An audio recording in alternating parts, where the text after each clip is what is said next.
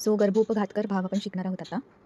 प्रतत उत्थान शायिन्यः म्हणजे जे उत्तान अवस्थेमध्ये शयन करते म्हणजे झोपते. जी गर्भिणी उत्थान अवस्थेमध्ये झोपते तिचं बाळ कसं असतं तर पुनर्गर्भस्य नाभाश्रया नाडी कंठम अनुवेष्टयती. जी नाभीच्या आश्रयाने असलेली नाडी आहे ती गर्भाच्या कंठ प्रदेशामध्ये गुंडाळली जाते. बेसिकली हा जो बाळ आहे त्याच्या नेक रिजनला, ठीक आहे, कंठ प्रदेशात ती नाभी गुंडाळली जाते आणि त्यामुळे बाळाचा मृत्यू होतो जी गर्भिणी उत्थान अवस्थेमध्ये शयन करते. त्याच्यानंतर सेकंड इज विवृत्तशायिन्या नक्तमचारिणी. विवृत्तशायिना म्हणजेच काय तर उघड्यावर झोपते. जी अशी उघड्यावर झोपते, इकडे मी पिक्चर बनवला आहे, जी उघड्यावर झोपते किंवा नक्तचारिणी म्हणजे रात्री इकडे तिकडे हिंडते.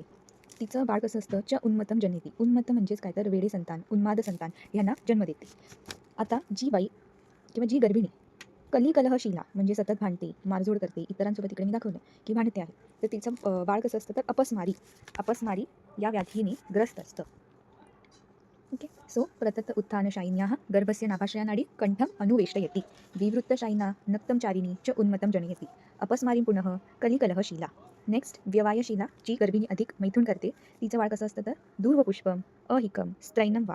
दूर्वपुष्पम म्हणजेच विकृत शरीर. दूर्वपुष्पम. अहिकम म्हणजे निर्लज्ज. अहिकम निर्लज्ज आणि स्त्रैणम वा म्हणजे स्त्री स्वभावाच्या संततीला. याला आपण TAS दास. जी व्यवायशील किंवा जी गर्भिणी अधिक मैथूनची इच्छा किंवा अधिक मैथून करते तिचा मुलगा किंवा बाळ दास असतो असं लक्षात ठेवा. बी इज दुर्वपुष्पम, ए इज अहिकम, एस इज स्त्रैणम वा म्हणजे स्त्री स्वभावाच्या संताला. ठीक आहे. Then next शोकनित्या. शोकनित्या म्हणजे जी गर्भिणी फक्त दुःखाने ग्रासलेली असते, नेहमी शोक करत असते, तिचा मुलगा भीतम अपचितम अल्पायुषा. तुम्हाला ही सिक्वेन्स जी आहे ती तुम्हाला स्माइली फेसने लक्षात ठेवायची आहे. First of all is the sad. त्याच्यानंतर तुम्ही डोळे फक्त असे करायचे, दॅट इज अभिध्यात्री म्हणजेच काय तर दुसऱ्यांचा द्रोह करणे. त्याच्यानंतर ही स्माईल चेंज करायची म्हणजे काय तर स्तेना. स्तेना म्हणजेच काय तर चोरी करणे. त्याच्यानंतर तुम्हाला आयब्रोज करायचं आहे, दॅट इज अमर्शिनी म्हणजे सतत सतत राग करणारी. ठीक आहे. सो फर्स्ट आहे शोकनित्या, दॅट इज सॅड. बाप्पा आपण दुःखी असतो त्या बाप्पाची लक्षात ठेवतो. बी इज भीतम, ए पी इज अपचितम, ए इज अल्प आयुष्य. ठीक आहे. सो भीतम अपचितम अल्पायुष्य. त्याच्यानंतर अभिध्यात्री. अभिध्यात्री इज दुसऱ्यांचा द्रोह करणारी.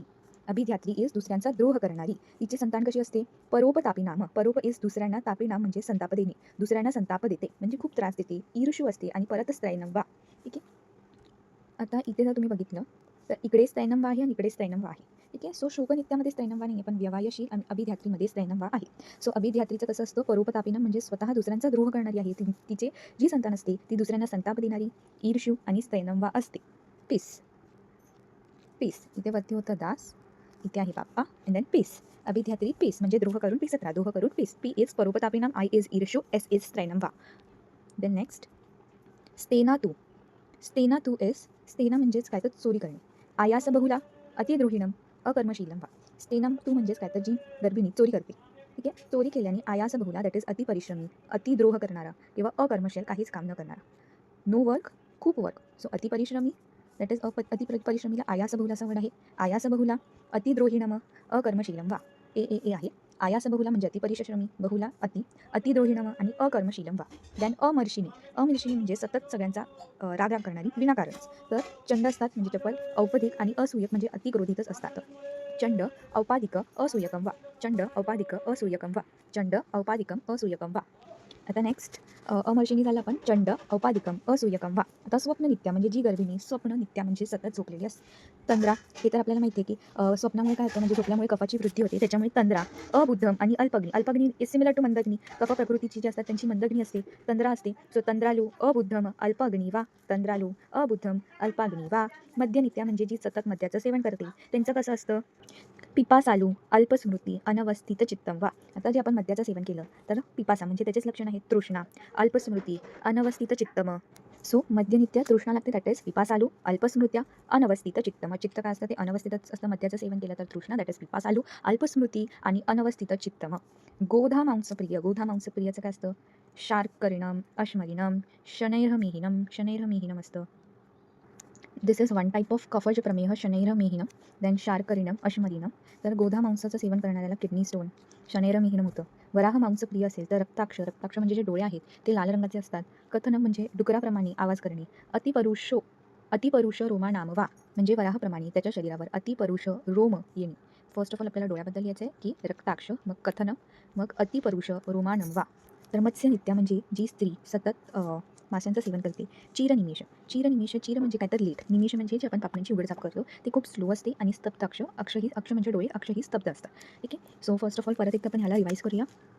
गर्भोपघातकर भाव काय तर प्रतत उत्तानशय्या म्हणजे जी व्यक्ती किंवा जी गर्भिणी सतत उत्तानशय्यामध्ये असते तिच्या गर्भाच्या कंठाच्या ठिकाणी काय असतं तर नाभाशय असलेली नाडी अनुवेष्ट येते म्हणजे गुंडाळलेली असते. विवृत्तशय्या म्हणजे जी उघड्यावर झोपते. नक्तचरिणी रात्री हिंडत राहते. तिचं जे संतती असते ती उन्मत असते. आता जी स्त्री कलिकलहशीला असते म्हणजे सतत भांडण आणि मारझोड करणारी असते. अपस्माराने ग्रस्त संतती असते. जी व्यवायशीला असते तिची संतती दूर्वपुष्पम, दास लक्षात ठेवायचं आहे. ठीक आहे, दास लक्षात ठेवायचं आहे आदिमैथूनसाठी. दूर्वपुष्पम अहिकम स्त्रैनम वा. त्याच्यानंतर नेक्स्ट शोकनित्य म्हणजे सतत दुःख करणारी असेल तर बाप्पाचं पण लक्षात ठेवायचं आहे की भीतम अपचितम अल्पायुषू. अभिध्यात्री असेल तर पेस लक्षात ठेवायचं आहे की परोपतापी नाम ईर्षु आणि स्त्रैनम वा. स्तेनातू असेल चोरी करत असेल तर कसं असणार आयास बहुला अतिद्रोहिणम अकर्मशीला वा. अमर्षणी म्हणजे राग करत असेल तर चंडम अपादिकम असूयकम. त्याच्यानंतर नेक्स्ट इज स्वप्ननित्य. स्वप्ननित्य असेल तर तंद्रालू अबुद्धम अल्प अग्नी वा. तंद्रालू अबुद्धम अल्प अग्नी वा. मद्यनित्या पिपासालू अल्पस्मृती अनवस्थित चित्तम वा. गोधा मांसप्रिय शार्करिणम अश्मरी अँड शनैरमिहिनम. वराह मांसप्रिय रक्ताक्ष कथनम अतिपरुष रोमानाम वा. मत्स्यनित्या चीर इज लेट चीरनिमिष स्तब्धाक्षम वा. आता हे जे आहे ते रसाप्रमाणे आहेत. हे तर सिंपल तुम्ही 2-3 लक्षात ठेवले तरी चालेल. मधुरनित्या मधुरसाचं सेवन केलं तर प्रमेह, मूक किंवा अतिस्थूलम आपल्याला माहिती आहे प्रदोष व्याधी आहेत. प्रमेहिनम, मूकम, अतिस्थूलम वा. अम्लनित्या काय आहे रक्तपित्तनम, त्वक अक्षीरोगिणम वा. रक्तपित्तनम त्वक अक्षीरोगिणम वा. आता रक्त कुठे होतं रक्तदृष्टी होते त्वचामध्ये. सो त्वक अक्षीरोगिणम वा. लवणरसाचं केलं तर शीघ्र वली पलित खालित्य रोगिणम वा. लवणरसाचं सेवन केलं तर शीघ्र वली पलित खालित्य रोगिणम वा. म्हणजे वली म्हणजे सुरखी होते आणि पलित इज ग्रीन ऑफ हेअर आणि खालित्य म्हणजे केस गळणी. तर हे सगळे रोग लवण रसाचं सेवन केल्यावर होतं. कटुरसाचं सेवन केल्यावर काय होतं तर दुर्बलम अल्पशुक्रम अनपत्यम. अल्पशुक्र आणि त्याच्यामुळे काय तर अपत्याची उत्पत्ती होत नाही आणि दुर्बल असतो. दुर्बल अल्पशुक्रम आणि अनपत्यम कटुरसाचं सेवन केल्यामुळे होतं. तिक्तरसमचं काय आहे शोषिणम अबलम अनुपचितम वा. शोषिणम अबलम अनुपचितम वा. कषाय रसचं सेवन केलं तर श्राववर्णाचा असतो. अनाहित आणि उदरवर्ती नाम. अनाह म्हणजे पोटात गॅस आणि उदावर्त असं रोग होतो. वन्स अगेन आय रिपीट दिस. मधुरनित्याचं सेवन केलं तर प्रमेहिनम मुकम अतिस्थूलम वा. अम्लनित्या रक्तपित्तनम त्वक अक्षी रोगानाम वा.